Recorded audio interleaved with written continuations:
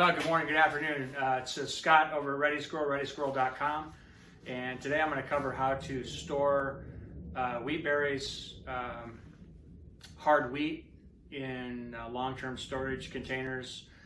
Today I'm going to be using Mylar bags, food grade buckets, and 2,000 cc's worth of oxygen absorbers. So let's get right down to it. First thing you want to do, line your food grade bucket with an 18 by 24 Mylar bag, or one that's advertised online to line a 5-gallon bucket or a 6-gallon bucket if that's the way you decide to go.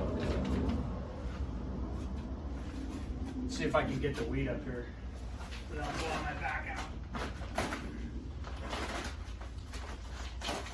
50 pounds of love.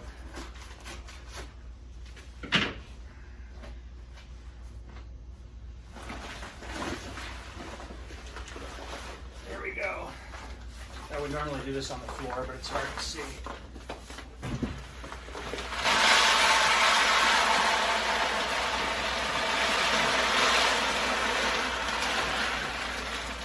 I really don't want to waste any of these.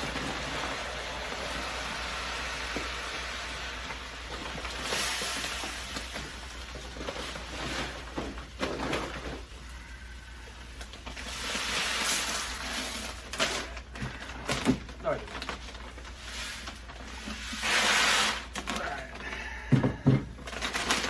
So this wheat is, what is this? I got this at 10, I think. This is Prairie Gold wheat berries, 50 pounds net weight. So you want to fill this up to about an inch below the rim of the actual bucket.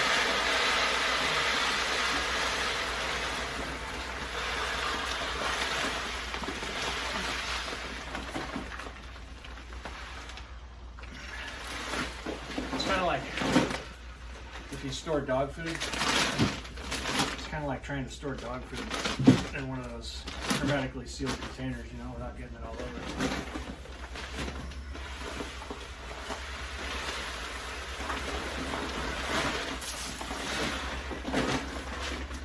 The reality of storing wheat. All right.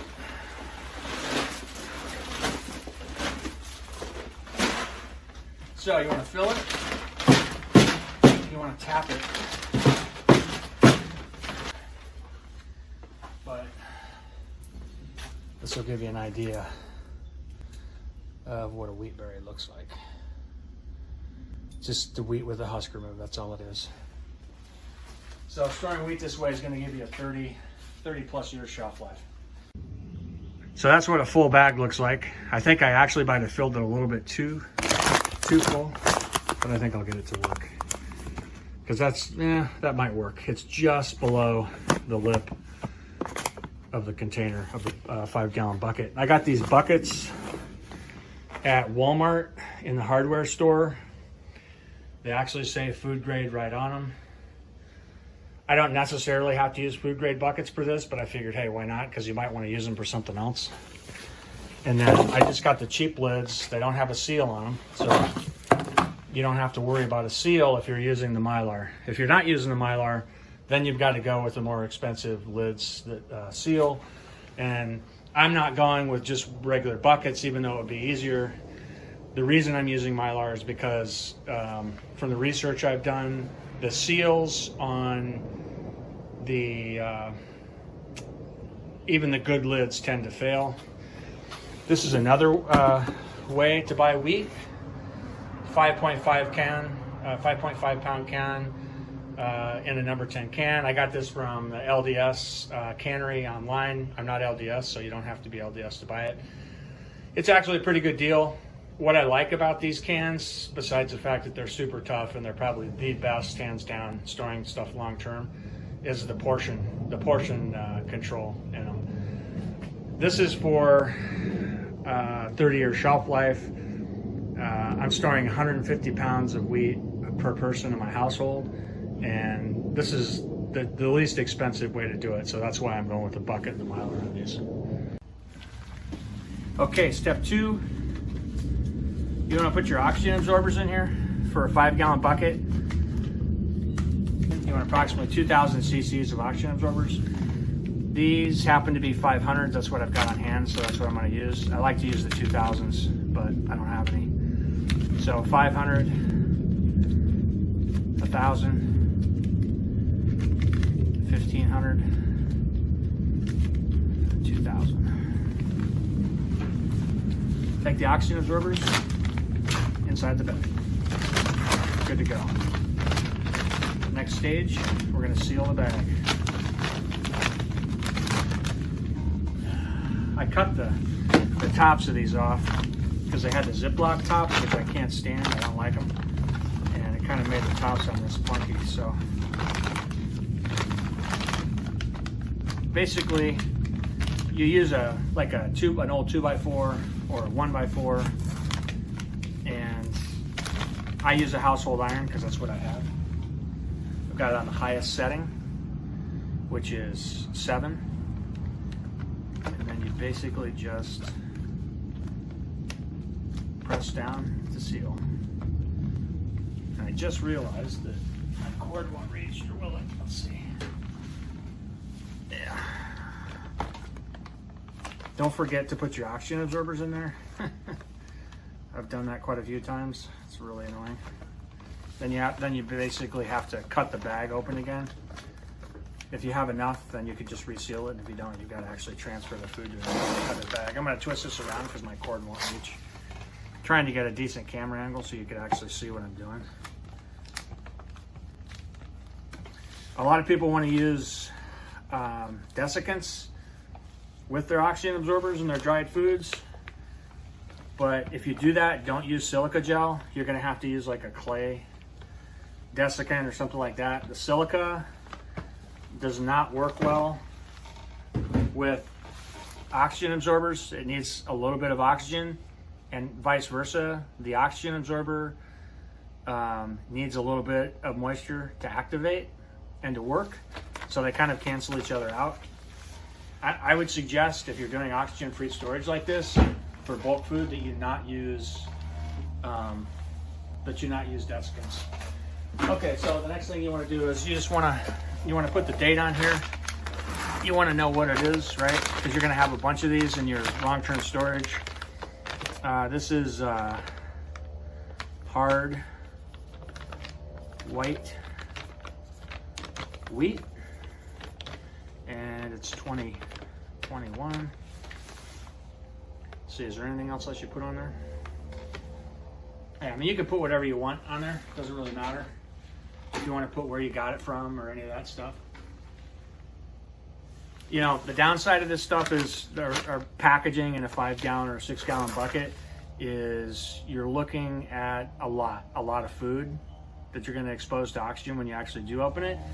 So you may want to consider packing some of the wheat that you're going to be using on a consistent basis in something like a 1-gallon bag, something like this. And once you get to making pasta and bread and stuff like that, you're going to know how much flour you use on a monthly basis, or how much wheat. So you can kind of practice with that and then figure out, you know, how much you want to keep out in usable containers like this.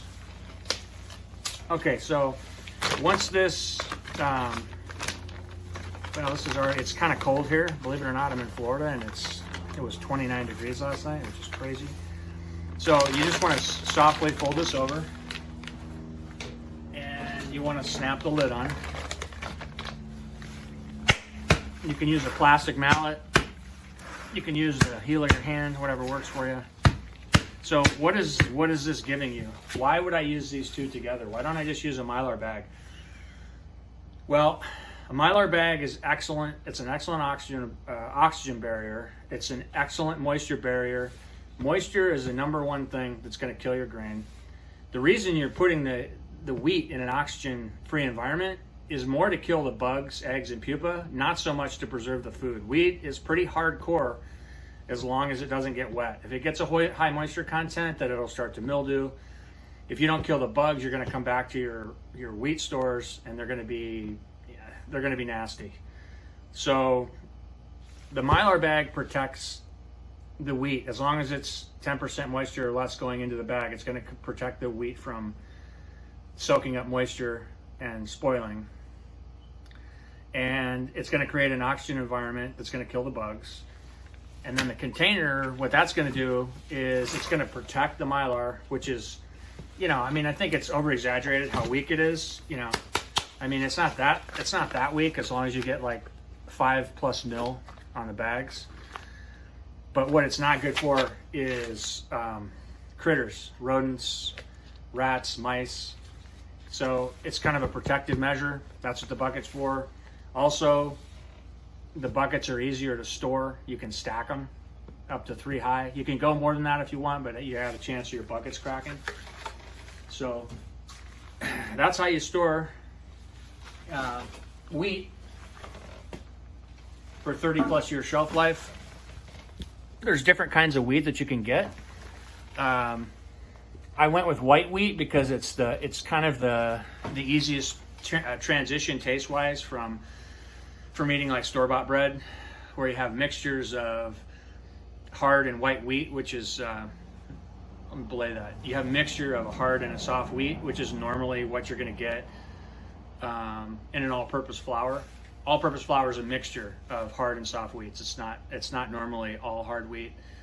Hard wheat has higher protein level. It's best for leaven products like baking bread. I actually made pasta yesterday. It's another video I've got. I'll link that down below. The soft wheats are normally used by bakers to make stuff that doesn't need leavening or unleavened flatbreads.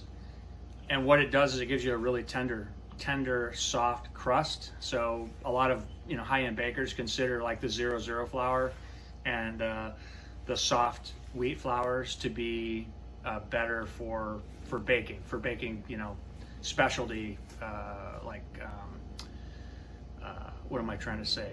Specialty baked items, stuff that I don't really make much of.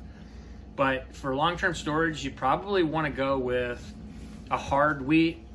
Start out with a hard white wheat. You can move to a red wheat, but red hard wheat has the most protein or gluten, but it's a little bit gamier tasting. And I'm not telling you that from experience. I've only read that. I started with white wheat because I read about it from a pretty good LDS document. So I thought that was the way to go. But if you're storing 150 pounds of wheat, I'm not saying don't get soft wheat, but you probably want the bulk of your wheat in storage because it's higher protein and because it's for leavened bread. I would store a majority of your wheat as hard. So you can use hard wheat in unleavened stuff, but you can't really use soft wheat in leavened stuff. There's not enough gluten there to get the yeast to activate and to cause that rise in the fluffiness. Okay, this is Scott with Ready Squirrel. Okay, this is Scott with Ready Squirrel. Hope you guys enjoyed this video. Let me know if you have any questions, and I'll see you next time. Don't forget that the clock starts ticking on your oxygen absorbers as soon as you take them out of a sealed container. So what you're going to want to do when you're done with them is put them in like a 1-gallon Mylar bag and seal them up, just like we did the Mylar bags we put the wheat in. Or you can also put them in a ball jar if that works for you. All right, guys. Thanks for watching.